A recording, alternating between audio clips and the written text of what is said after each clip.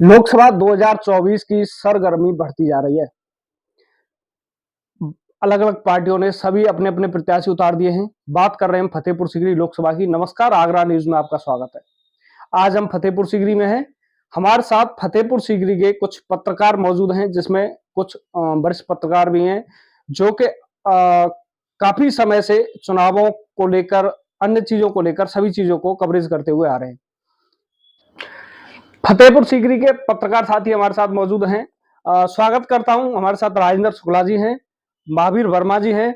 दोनों ही बहुत ही अनुभवी पत्रकार हैं और अपने अपने क्षेत्र में बड़ी ही कुशलता से कार्य करते हैं। सबसे पहला सवाल शुक्ला जी आपसे जानना चाहूंगा, Fatehpur Sikri Lok Sabha seat hot seat बन चुकी है और इस समय तीनों पार्टियों ने गठबंधन सहित अपने अपने प्रत्याशी उतार दिए। क्या लग रहा है इस बार समीकरण किधर जा रहे हैं? नहीं, गठबंधन के प्रत्याशी का अभी घोषणा होना बाकी है।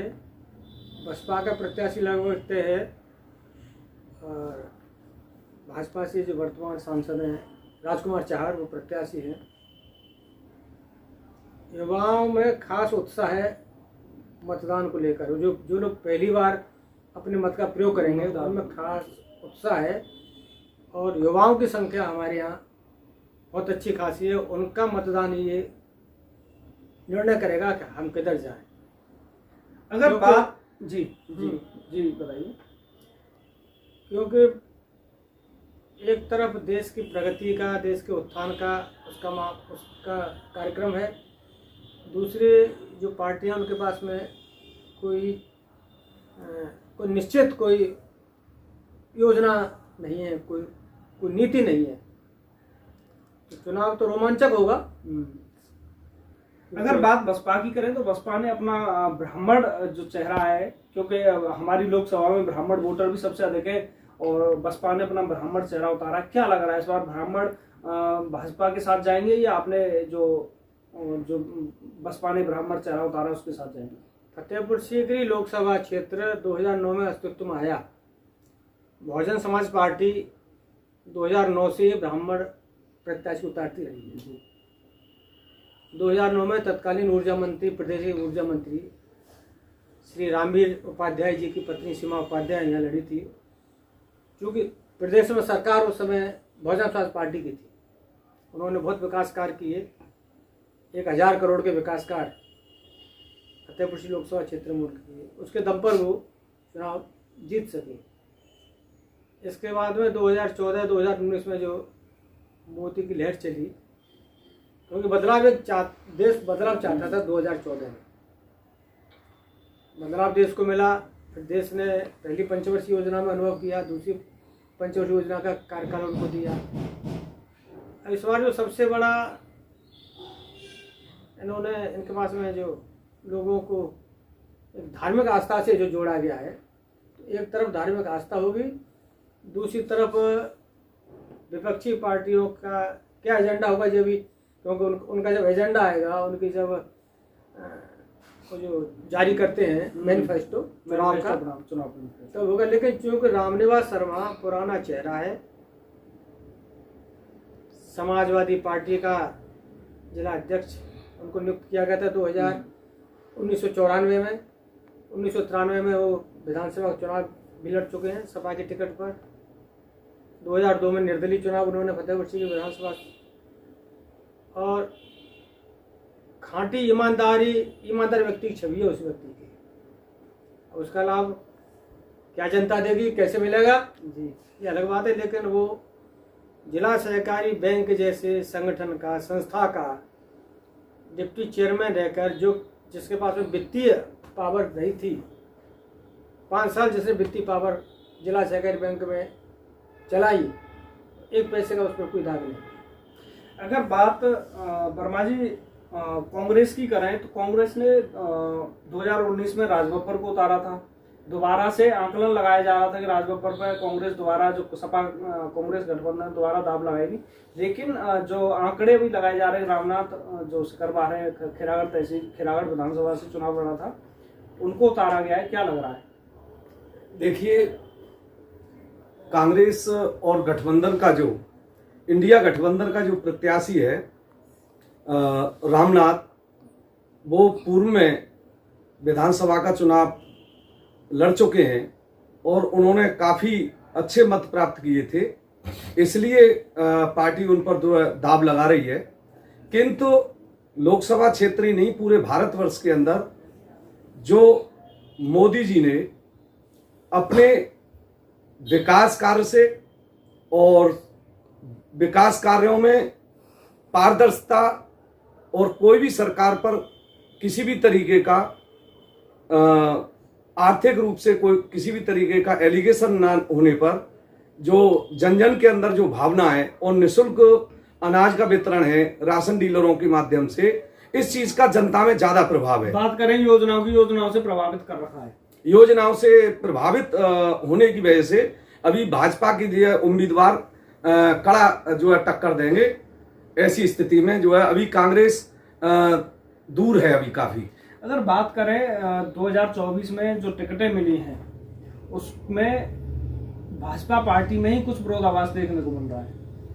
देखिए, जब से कुछ प्रभाव पड़ने वाला है।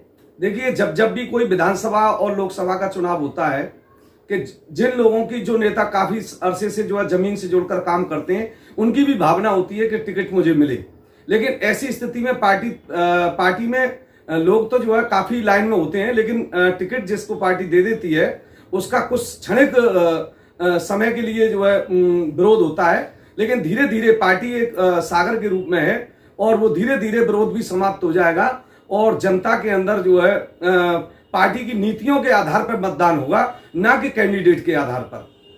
अगर बात करें 2019 में बाबूलाल जी को 2014 में बाबूलाल जी ने जीत हासिल की थी, उसके बाद 2019 में राजकुमार चाहर जी को भाजपा ने प्रत्याशी बनाया तो उसमें भी थोड़ा सा विरोध देखने को मिला था। अब 24 में दोबारा से राजकुमार चाहर जी को रिपीट किया जा रहा है तो उनके पुत्र विरोध कर रहे हैं, तो कहीं ना कहीं लग नहीं रहा, पार्टी में विरोधाभास लगातार देखने को मिल रहा है। लगातार जो डॉक्टर रामेश्वर चौधरी सभाएं कर रहे हैं और अपना विरोध जिस प्रकार से भी दर्शा रहे हैं। देखिए, जो आम मतदाता है वो आम मतदाता भली बात जानता है कि पूरे देश के अंदर कहीं ना कहीं जिन सीटों पे प्रत्याशी घोषित होते हैं तो वहां कुछ ना कुछ विरोध पार्टी के ही लोग अपने विरोध करते हैं, लेकिन पार्टी जो भी अपनी प्रत्याशी को खड़ा करती है पूरी उसके पीछे जो है एक कार्यकर्ता से लेके एक लंबी फौज होती है और उसके कारण फिर अंत में उसकी जो मेहनत होती है और वो पार्टी का भी जो जनाधिकार है वो सब चीज उसके लिए प्लस पॉइंट होती है और इस ये विरोधाभास भी कुछ क्षणिक होगा, उसका कोई प्रभाव ज्यादा पड़ने वाला नहीं है। शुक्ला जी, अगर मुस्लिम वोटरों की बात की जाए तो फतेहपुर सीकरी लोकसभा में करीब 2.25 लाख मुस्लिम वोटर्स हैं और लगातार ये कभी कभी अन्य पार्टियां भी कहती रहती हैं, कुछ लोग अन्य भी कहते हैं कि जो भाजपा है वो मुसलमानों का विरोध करती है। क्या लग रहा है इस बार मुस्लिम किधर जाएगा? अगर भाजपा के विकास कार्यों की बात करें तो देखो, जो भी योजनाएं चल रही हैं देश के सभी नागरिकों के लिए सब बराबर चल रही हैं, उसमें ये नहीं देखा जा रहा कि भाई तुमको फ्री अनाज नहीं मिलेगा या अप्रत्याशित रूप से मुस्लिम समाज का झुकाव भी भाजपा की ओर अब देखने को मिल रहा है। उनका झुकाव भी भाजपा की ओर अब बढ़ रहा है। कितना प्रतिशत भाजपा को वोट करेंगे वो ये अलग बात है।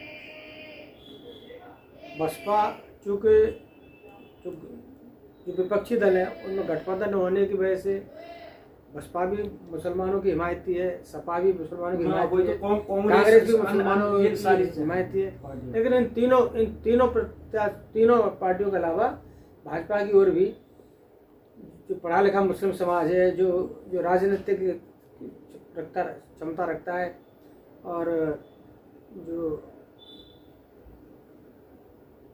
योजनाओं का लाभ भी ले रहे हैं, उनका झुकाव भाजपा की ओर हो रहा है। अगर बात करें जैसे अभी राजकुमार चाहर जी लगातार क्षेत्र में घूम रहे हैं, मुस्लिम वोटरों का सपोर्ट पूरा मिल रहा है। क्या लग रहा है, जैसे पिछली बार कहते थे कि हमने वोट तो दिया था जी सपा को लेकिन चला गया पता नहीं भाजपा को, इस प्रकार का ईवीएम पे जो सवाल उठाए जा रहे थे, इन सारी चीजों को दरकिनार किया जाएगा इस बार? नहीं, ईवीएम पे तो कई बार स्पष्ट हो चुका है, सुप्रीम कोर्ट तक स्पष्ट हो गया है, चुनाव आयोग ने स्पष्ट कर दिया है। केवल अगर हम हार रहे हैं तो ईवीएम खराब है, हम जीत रहे हैं तो ईवीएम अच्छी है। सब कई जगह ये हो चुका है, ईवीएम का कोई वो नहीं है।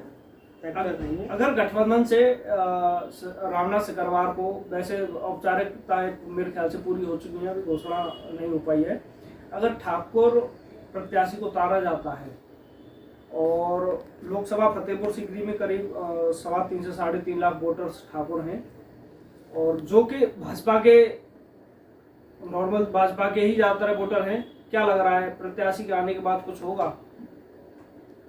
भाजपा के वोट कटेंगे ठाकुरों के? नहीं, वोट कटने बढ़ने का सवाल नहीं है। सवाल इस बात का है कि मतदाता की सोच क्या है, देश के प्रति, समाज के प्रति, पार्टियों के प्रति क्या उसकी सोच है। जो 10 वर्षों में काम कर रही है भाजपा सरकार, एनडीए गठबंधन सरकार जो काम कर रही है देश में, अंतर्राष्ट्रीय स्तर तक उन्होंने अपना परचम फहराया है, तो उसका लाभ है। और योजनाओं का लाभ तो घर घर में है। भाई हम अन्न खा रहे हैं, जो कोरोना जैसी भयावहता में जिनको के निःशुल्क राशन मिला, तो कैसे भूल सकते हैं?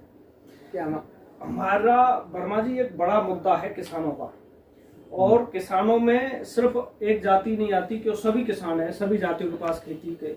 इसको लेकर पिछली बार भी किसानों ने दिल्ली में धरना दिया था। अब चूंकि लोकदल को भाजपा ने अपने साथ गठबंधन में शामिल कर लिया है, तो क्या लग रहा है इस बार जो किसान समाज है या किसान जितने भी किसान हैं वो भाजपा को सपोर्ट करेंगे या नहीं? देखिए, पश्चिमी उत्तर प्रदेश में किसान संगठन काफी प्रभावी है और लोकदल का क्षेत्र भी है पश्चिमी उत्तर प्रदेश। और ये बिल्कुल सत्य है कि लोकदल के जो एनडीए गठबंधन में आने से भारतीय जनता पार्टी को बहुत ही लाभ मिलेगा।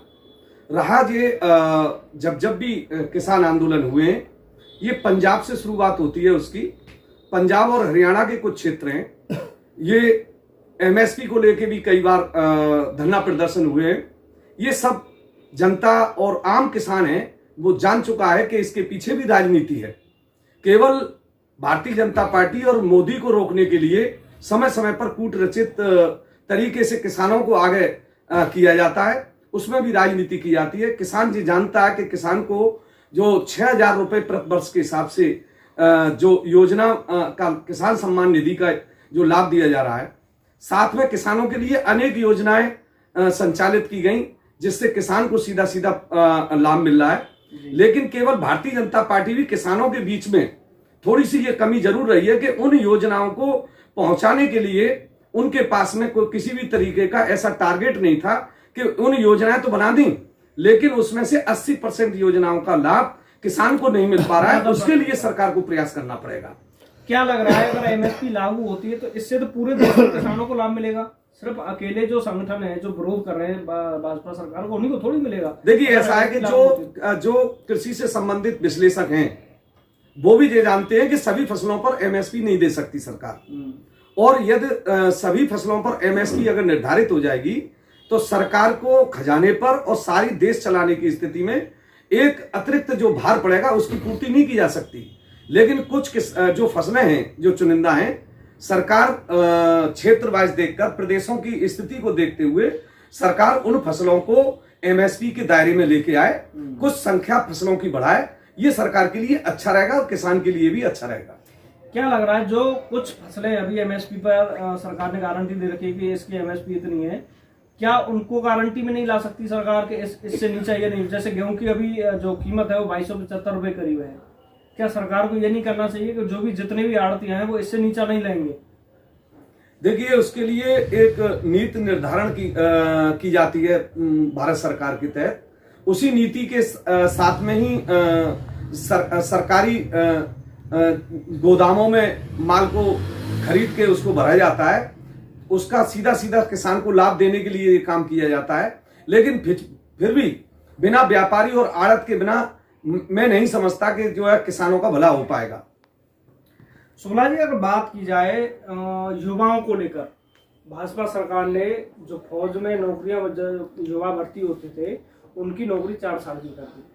आप काफी समय से, लंबे समय से क्षेत्र में रहते हैं, आपको ये भी पता है कि ये जो क्षेत्र है मिनी छपरौली के नाम से जाना जाता है और यहाँ पर अधिकांश युवा फौज में जाना पसंद करते हैं। अब जब फौज, चूंकि सरकार ने 4 साल की भर्ती कर दी है, 4 साल ही नौकरी कर पाएगा, तो उससे क्या लग रहा है? सरकार के विरोध में कुछ विरोधाभास युवाओं के अंदर देखने को मिला है? आप क्षेत्र में जाते रहते लगातार। नहीं, विरोधाभास तो इसलिए नहीं है कि वो 4 वर्ष का जो उन्होंने किया है, तो उसके बाद उन्होंने ऑप्शंस अब दे रखे हैं। जो वहाँ से सेवानिवृत्त होकर आएंगे उनको दूसरी संस्था में मौका मिलेगा।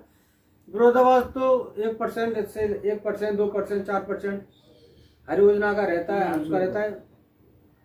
अगर बात शिक्षा को लेकर करें, आप गांव-गांव जाते हैं, कवरेज करते हैं, पूरा अनुभव है आपको, शिक्षा को लेकर सरकार की क्या नीतियां हैं? सरकार शिक्षा को लेकर कुछ काम हुआ है धरातल पर? सरकार की मंशा तो है धरातल पर काम करने की, और काम कर रही है जी। पहले शिक्षक लोग जो काफ़ी अपने कार्य से उदासीन रहते थे, उनमें भी अब चेतना आई है, बढ़ रहे हैं। छात्र छात्राओं को परिषदीय विद्यालयों में अच्छे संस्कार, अच्छी शिक्षा और शिक्षण भी दिया जा रहा है। तो सरकार अपनी प्रतिबद्धता है सरकार की कि हम उनके स्तर को ऊंचा उठाएं, उनको ऐसी पढ़ाई दें कि जो ये महसूस करें कि हाँ हम भी अच्छे, हम भी कॉन्वेंट स्कूल जैसे या उसको स्कूल जैसे प्राइवेट स्कूल जैसे शिक्षा पा रहे हैं। ये आप भी जानते हैं, हम भी जानते हैं, धरातल पर ये स्थिति हो गई है सरकारी विद्यालयों की, उसमें चुनिंदा बच्चे रह गए, जबकि सरकार की तरफ से तमाम तरह की योजनाएं विज्ञापनों के जरिए दिखाई जा रही हैं। विद्यालयों में ये दिया जा रहा है, विद्यालयों में वो दिया जा रहा है, लेकिन अगर सच्चाई, अगर हकीकत की बात करें तो विद्यालय में छात्रों की संख्या सरकारी में बहुत कम है। पहले संख्या तो बढ़ी है, पहले से तो बढ़ी, पहले बहुत कम हो गई थी, लेकिन अब जो सरकार ने फिर दोबारा से उसको मॉडिफाई किया है।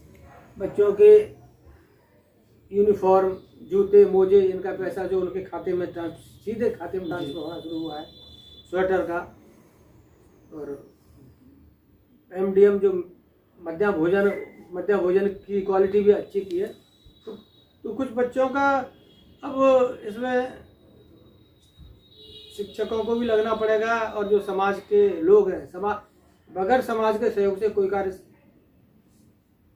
असंभव है। तो अगर बात करें लोकल, जैसे देहात में आम आदमी की जो जरूरत होती है वो होती है पानी हो गया, सड़कें हो गई, इन चीजों को अगर बात देखा जाए तो भाजपा सरकार पिछले काफी समय से फतेहपुर सीकरी में दोनों सांसद विधायक हैं, क्या लग रहा है कितना विकास कार्य हुआ है? विकास कार्य तो अभूतपूर्व है। अब कोई सोच नहीं सकता था कि हमारे क्षेत्र में, हमारे विकास खंड में 65 करोड़ रुपए की लागत से अटल आवासीय विद्यालय बनेगा, जो कि सन्निर्माण के वो है, क्या उनके बच्चों के लिए है।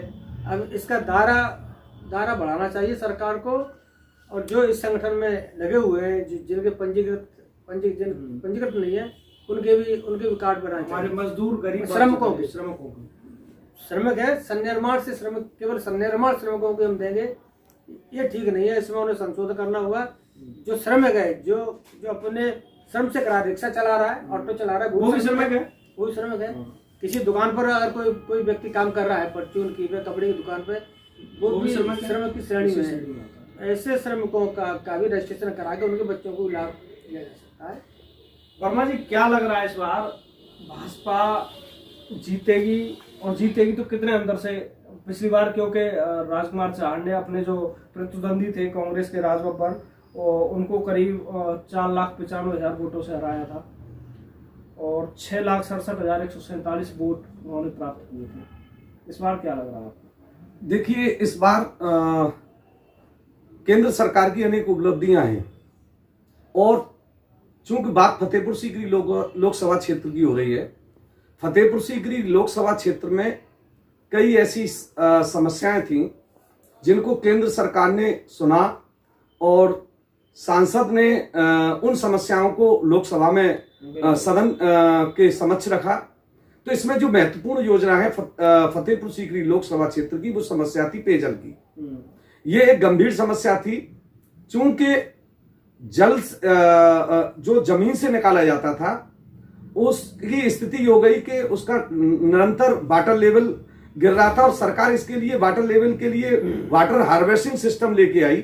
जगह जगह ग्राम पंचायतों में, नगर पालिकाओं में तालाबों का जीर्णोद्धार किया गया और पानी वर्षा का पानी संचय करने की योजना के तहत जितनी भी सरकारी इमारतें थी और भवन थे, विद्यालय थे, तो इसके लिए जो गंगा जल प्रोजेक्ट के माध्यम से जो वर्षा का पानी हमारा मीठा मिलेगा जनता को, तो इससे सीधे सीधे जनता को जो लाभ मिलने जा रहा है, इसका बहुत ही प्रभाव पड़ा है और इसमें केंद्र सरकार की उपलब्धि है और केंद्र सरकार की इस उपलब्धि के कारण भारतीय जनता पार्टी को मजबूत स्थिति में ले आई और उसको काफी अच्छे मत मिलेंगे और मुझे ये लगता है कि पिछला रिकॉर्ड भी टूटेगा। तो ये थे हमारे साथ फतेहपुर सीकरी के वरिष्ठ पत्रकार राजेंद्र शुक्ला जी और महावीर वर्मा जी। आपने सुना इनको किस तरीके के आकलन और किस तरीके के विकास कार्य और क्या रुझान है फतेहपुर सीकरी की जनता के। देखते रहिए आगरा न्यूज़।